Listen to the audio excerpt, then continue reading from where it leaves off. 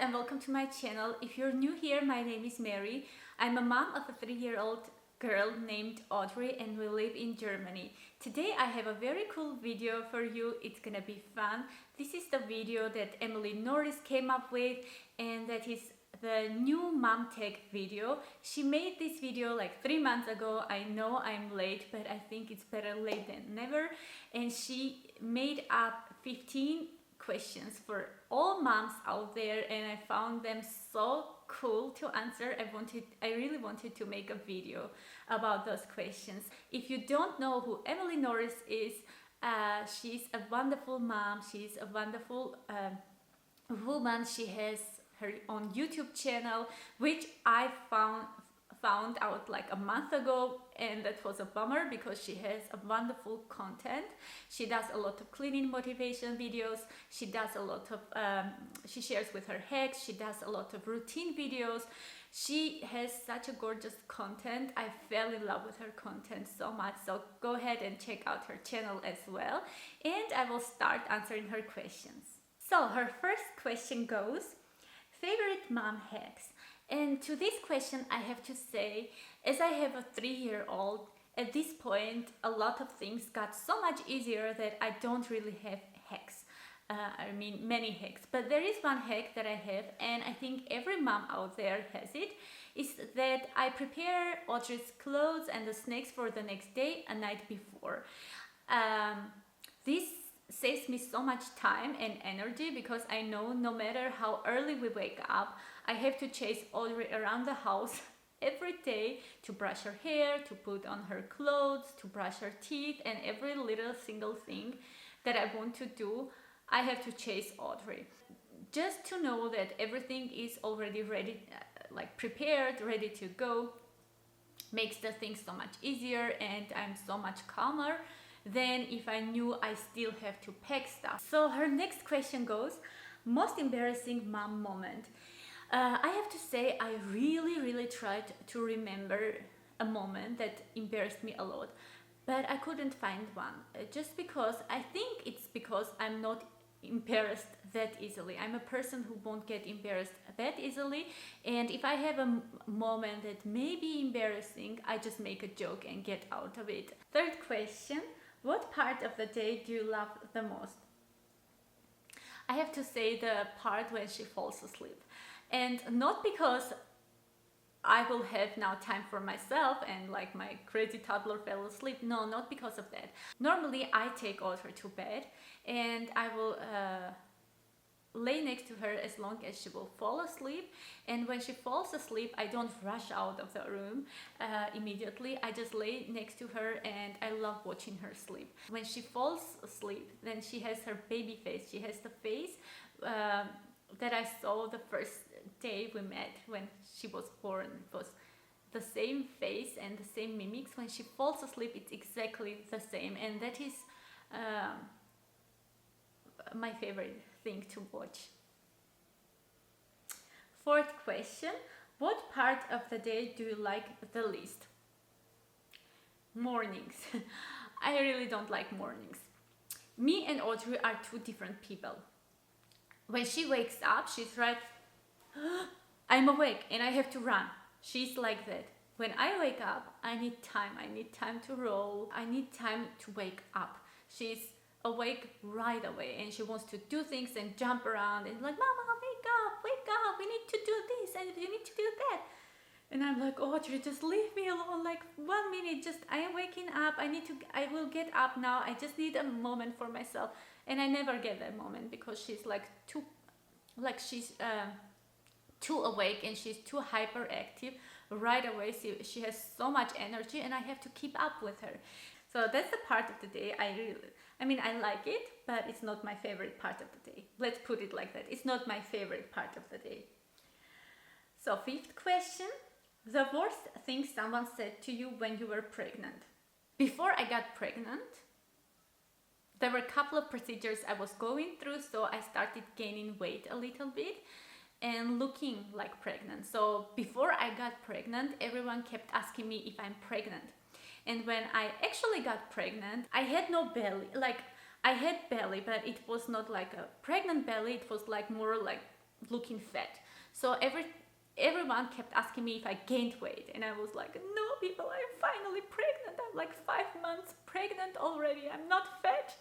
So, but that's the worst thing. Like, I wanted people to see that I'm pregnant. I was so proud of my belly and this whole pregnancy thing. I wanted like to be that pregnant woman in a glow, but I looked fat. 6th question, baby name you didn't agree on. I would say the only name that we agreed on was Audrey. All other names we never agreed on. If once we get a chance to have a boy, then our boy will be called just baby boy till he's 18, and he will just pick his name himself, because his parents cannot pick one single boy name. Like, we can't agree on any boy name. Like, there is no name. So the 7th question, do you co-sleep? We used to co-sleep. We used to co-sleep till this Easter, and from Easter we transitioned Audrey to her own bed in her own room, and that was kind of a mutual decision, because we felt like we can't co-sleep anymore with her, and she felt the same way too, because she got bigger and we couldn't get a proper sleep anymore. So that transition went very easily, because she already understood that she's old enough, and that she has to get her bed. Question number 8, something you bought but never used. So I wanted to remember one thing that we bought. I thought we used everything we bought, because we really tried to keep it on a minimum. But there is one thing I just realized that we bought and we never used, and that's her crib. I mean, it's funny. Her bed we never used. Like, a couple of times maybe I would put her, like, I tried the first 1.5 years to put her down in her bed, but it would last like 2 minutes. So it stayed as new as we bought it. So her crib is the only thing we never used. Question number 9, 3 hospital bag must-haves. I would say, first of all, special spray for your lady parts. Something that I didn't have in my hospital bag. I don't know what I was thinking about. But these sprays help you to soothe the pain and make the healing process a lot easier and quicker. The second thing I had, and I'm so happy that I had, was this lanolin cream for my breasts, because breastfeeding hurts really. And for me, I know there are people who find it okay, but for me it was unbearable. And the third thing, and this is my favorite thing, is the nipple shields from Medela. Yes, Medela. Nipple shields, because I couldn't breastfeed Audrey without these shields, these silicone shields. They saved my life, really. 10. Are you routine mom or go with a flow mom, and what does bedtime look like? I'm more like a routine mom. I know there are mothers that are a lot more stricter than me. I am like not that strict, but it's because I just have one child. Our real evening routine starts at 7:30 or maybe a little bit earlier. We go to bathroom. I will give Audrey a quick shower. We will brush her teeth, do our toilet things, and put on our pajamas. Meanwhile, my husband will air the room, Audrey's room, and prepare the room for bedtime. Then we come with Audrey to bed. I read her a book. Then I will read another book to her. Then I will tell her a story, and then she will fall asleep. She will try to fall asleep at least. Sometimes it goes fast. Sometimes it takes a lot of time. Sometimes it takes a lot of times. Time for us, for Audrey to put to bed, but 8 o'clock straight she has to be in her room, and we will start. Number 11, what type of labor did you have? What pain relief did you choose? I had an induction. Because Audrey didn't want to come out, and I didn't want to go into labor. I wasn't ready to give birth, not because I was scared, just because I wasn't done with my pregnancy. I was like feather light. I felt perfect, and I was like, it's too soon. But as my due date was written already 18th of January, they decided to induce me on 28th, like 10 days after, because the hospital here says in the next 14 days after your due date, you have to be induced to avoid complications and stuff and infections. I took epidural. Number 12, have you ever been mom shamed? Yes, I have been mom shamed. I remember Audrey was 5 weeks old, and I went out with her again for a walk, and it was February, very cold February day. I went again with our stroller, so she will sleep in her stroller, and I met this woman. I don't want to say who is she, and she was with a friend of her, with a colleague, and she was like, are you outside again in this cold? And I knew that it is coming from a good place, but you know, when you're first time mom, the last thing you want to hear is that everything you do is wrong. So she was like, are you out again? I was like, yes, because she has to sleep, and she won't sleep like in her bed or somewhere. I have to walk with her. And she turned to her colleague and she started like, I tell her all the time, it's wrong. She has to put her down to bed. She has to leave her screaming, or just leave her in the balcony to sleep. But she's like pushing this stroller in this cold weather, and it's not good for her and stuff. And her colleague started like telling me too that it's not right, that I am panicking too much. Because I thought that putting Audrey into our balcony may be a little bit dangerous, because we live directly on a river bank. Like, our balcony opened up on a river bank. So in February we had crazy winds there, and I said, I can't put her there.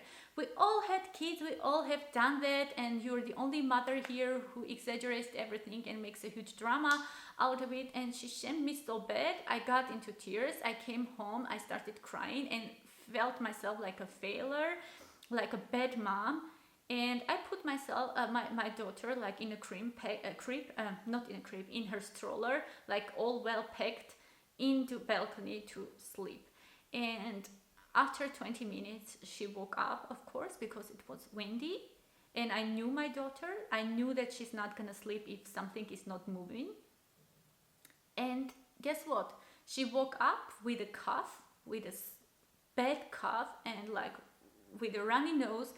So I had to run to the doctor, and they said it's like light bronchitis.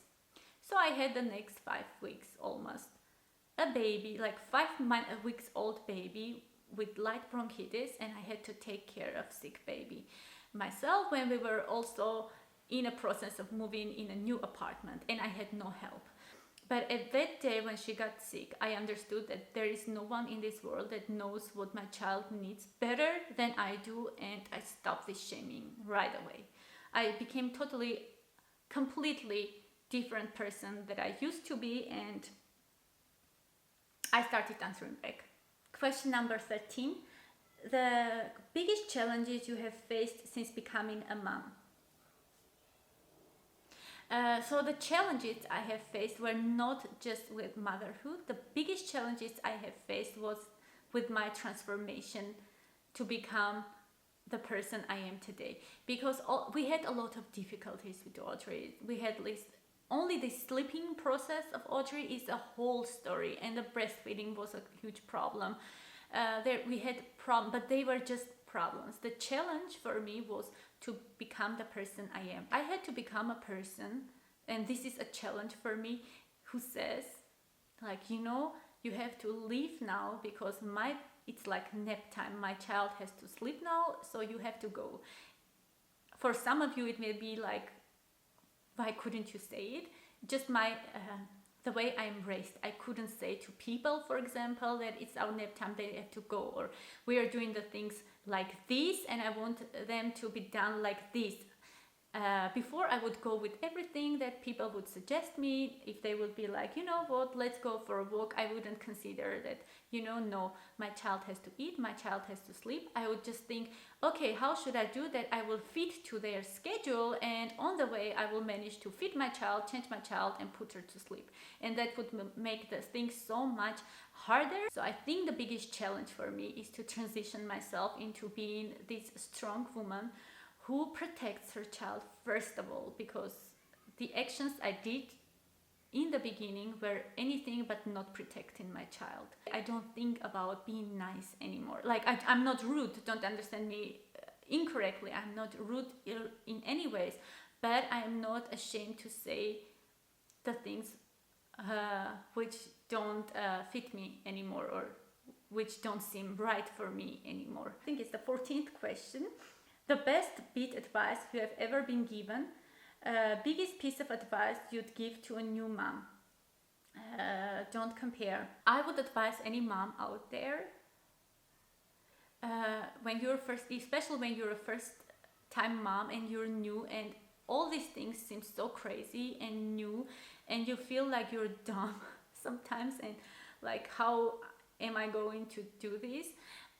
You have to know that the only person who knows what is right and what is wrong is you.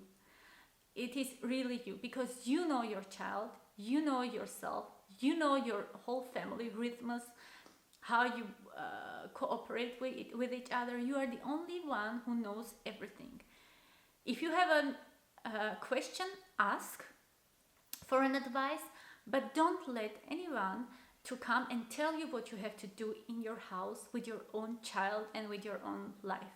And the last question, who's your mom crush and who do you tag? My mom crush has always been and is and will be Erin Williams. Erin is a YouTube mom, if you don't know her, and I got to know her when Audrey was, I think, half years old, like 6 months old.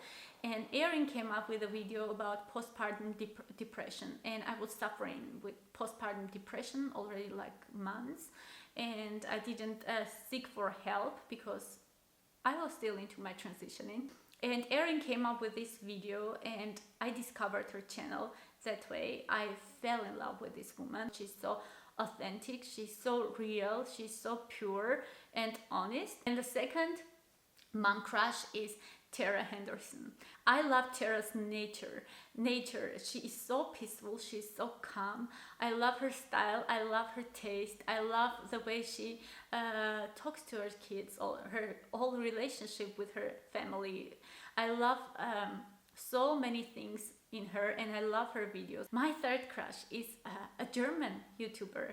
Again, one of the first ones, mom YouTubers I found, and that is Saskia from Saskia Family Blog. And I love Saskia. Saskia's like my sister. She doesn't know that, but we have a lot of things in common with Saskia, and the way she treats her kids, the way she treats her family, her whole lifestyle is so much close to me. It's so similar, and her background story, like her storyline, is a lot similar to mine, and that is why I love Saskia. So you guys, thank you so much for having patience and watching this video through.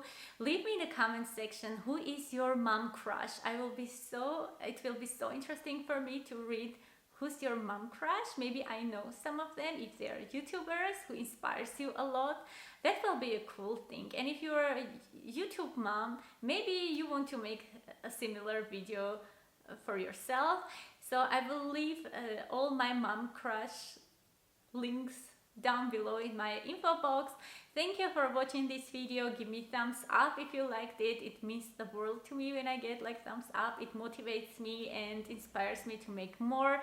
And subscribe to my channel if you haven't already, and I will see you in my next videos. Bye!